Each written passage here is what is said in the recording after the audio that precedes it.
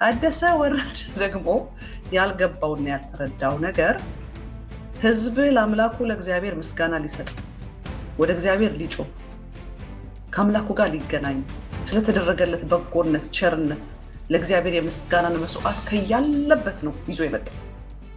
በእግዚአብሔር ፊት ምስጋናውን ሊያፈስ፣ አምልኮውን ሊያፈስ፣ አድናቆቱን ሊያፈስ አድርገህልኛልና አመሰግንሃለሁ ሊል ማለት ነው።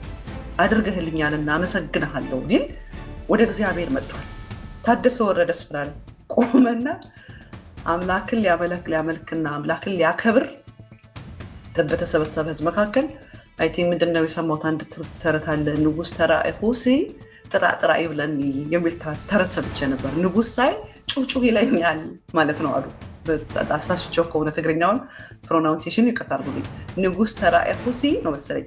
ጥራጥራ ይብለኒ ንጉስ ሳይ ጩጩ ይለኛል ሆነበት መሰለኝ። ታደሰ ወረደ ታቦቱ ሲወጣ ጩጩ አለው መሰለኝ እና ህዝቡ ሊያመሰግን የምስጋና መስዋዕት ሊያቀርብ ሲሄድ ታደሰ ስምናል ቆይ ስለተደረገላችሁ ብቻ ሳይሆን ስላልተደረገላችሁ አመስግኑ ብሎ 2 ወር በሙሉ ባጀት አልተለቀቀልንም አለ ማለት ነው። ፕሬስ ሰብስቡ ነው በሌላ ቦታ ሊሰጠው የሚገባው የፖለቲካ መድረክ ላይ ሊናገረው የሚገባው የራሱን የፕሬሱን ጠርቶ ሚዲያውን ጠርቶ ብሪፍ ሊሰጥ ሲገባው ሀፕን እያደረገ ያለው ለህዝቡ መንገር ሲገባው ህዝቡ ከአምላኩ ጋር ሊገናኝ በሄደበት ቦታ መጣና 2 ወር በሙሉ ባጀት ተቀንሶብን ደሞዝ አልተከፈልንም እና እኔ ምን አልኩኝ? ኦኬ በተደረገላችሁ ብቻ ሳይሆን ማመስገን ያለባችሁ ባልተደረገላችሁ ነገር ማመስግኑ ማለቱ ነው። ታደሰ ወረደ ያ የፖለቲካ መድረክ ነው። ታደሰ ወረደ እዛ ቦታ ላይ ያነበበው የሚነበብበት ቦታ ነው። ትርጉሙ ልክ አይደለም። እሺ ምንድነው ትርጉሙ? እዚህ ጋር ትርጉሙ ልክ አይደለም ይላል። ንጉስ ሳይ ጩጩ ይለኛል ነው ተረቱ።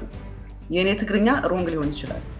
ተረቱ ግን ንጉስ ሳይ ጩጩ ይለኛል እና ታደሰ ወረደ ታቦት ሲያይ ነው መሰለኝ የጀገነው።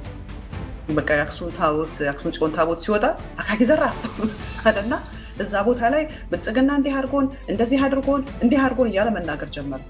ንስሐ እየገባ ነው ወይንስ ንጉስ እንተራአኩስ ጥራ ይመፀኒ ንጉስ ሲያይ እኮ ንጉስ ሳይ እዚህ ጋር ሰው ይጻፍልኛል ምን ማለት እንደሆነ።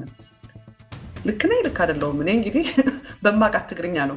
ንጉስ እንትርኢ ጥራ ይብለኒ ትርጉሙ ንጉስ ሳይ ክሰስ ይለኛል። ኦኬ ክሰስ ይለኛል።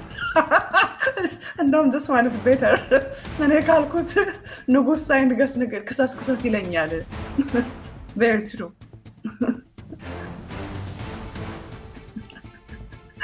እውነት ነው። እንግዲህ እንደዛ ሆኖ ነው መሰለኝ ታቦቱ ሲወጣ ሲያይ አክሱም ጽዮን ላይ ቆሞ ነው በቃ ክሰስ ያለው አለ።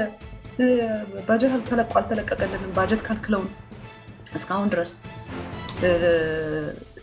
የመንግስት ሰራተኛ ደሞዝ አልተከፈለም፣ ነዳጅ ተከልክለን እኛ ለጦርነት ዝግጁ አይደለም። በቃ ያለውን አቤቱታ በሙሉ እዛ ላይ ያፈስል። ስለዚህ ነው የተረዳሁት። አንደኛ ንጉሱን ሳይ ክሰስ ይለኛል እንዳሉት አክሱም ጽዮን ታቦት ስትወጣ ጽዮን ወይ አድኝኝ አይነት ነገር ነው። ጽዮን ወይ አድኝኝ ብሎ እዛ ላይ ነው ክሱን የጀመረው። ብልጽግናን መክሰስ ብልጽግና ያደረገውን መንገር ጀመረ። ከአሁን በፊት ነግረውናል።